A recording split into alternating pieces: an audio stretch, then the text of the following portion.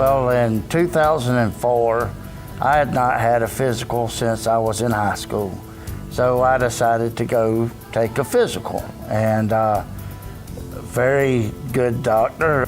You know, we went and she done a battery of tests on me, and then she told me that she needed me to come back and do a fasting lab. And because she thought that I may have had diabetes, type 2 diabetes. So I went back, and sure enough, I did.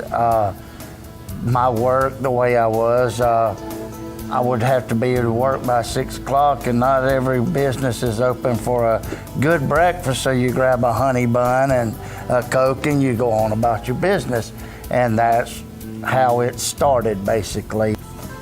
Initially, I was in denial that, well, I didn't have it, although there's a long family history of diabetes. Both my grandmothers have it. My mother, later in life, got type 2 diabetes. My sister and an aunt had type 1 diabetes, and but you know, I was under the assumption that it can't happen to me because I was always very active and healthy, I thought, until I went and got my physical. From there, you know, they put me on, tried me on different pill form of medication, and nothing seemed to work because I wasn't doing my part. Watch what I eat, exercise, and making better choices. And I chose not to. By the time I would get done with an 8 or 10 hour day at that, I was beat. So exercising was basically out of the question because it was a very physically demanding job, and I was dead tired at the end of the day.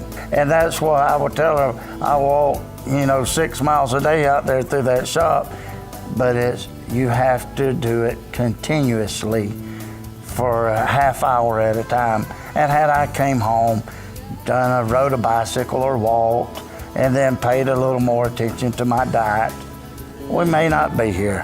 So, you know, every time I would go for a lab work every 3 months, they check you, you know, for you do a fasting lab.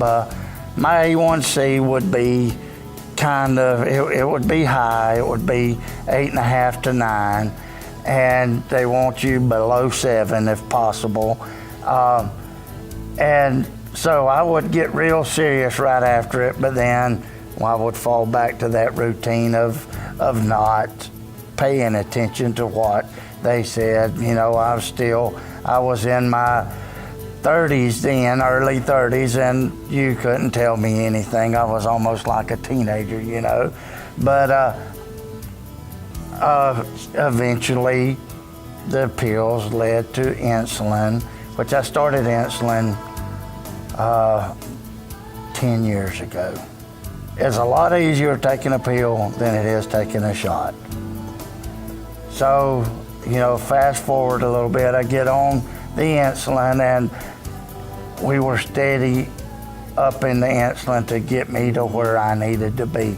So I finally got here and settled on, I was taking 160 units of one medication a day, and then counting carbs and another medication, taking insulin for that on a ratio of 1 unit for every 2 carbs I ate.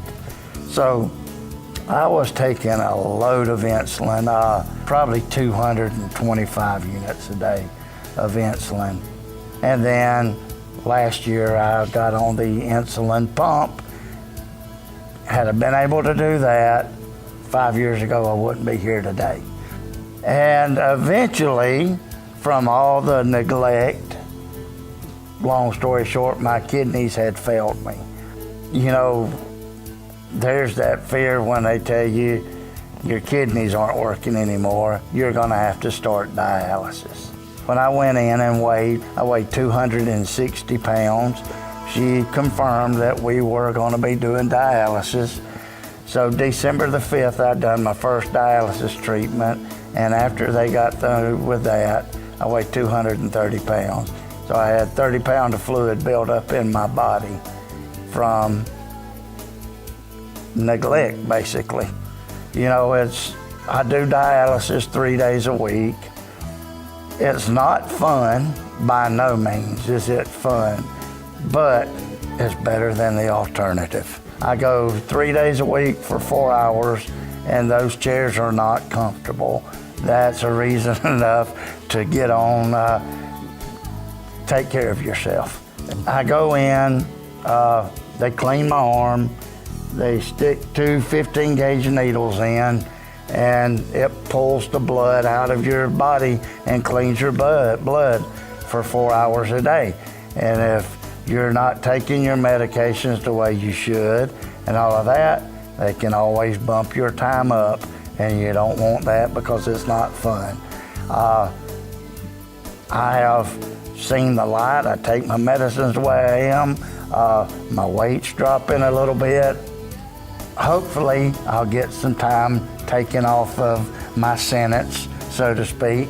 I went to Shands, and I'm on the transplant list. That process, if I can't get a local donor or family member or something, and I have to wait for a cadaver, could take 3 to 4 years. Do what your doctors tell you. Go get a physical every year. Stay on top of it. Take your medications like you should. And don't hesitate to ask questions.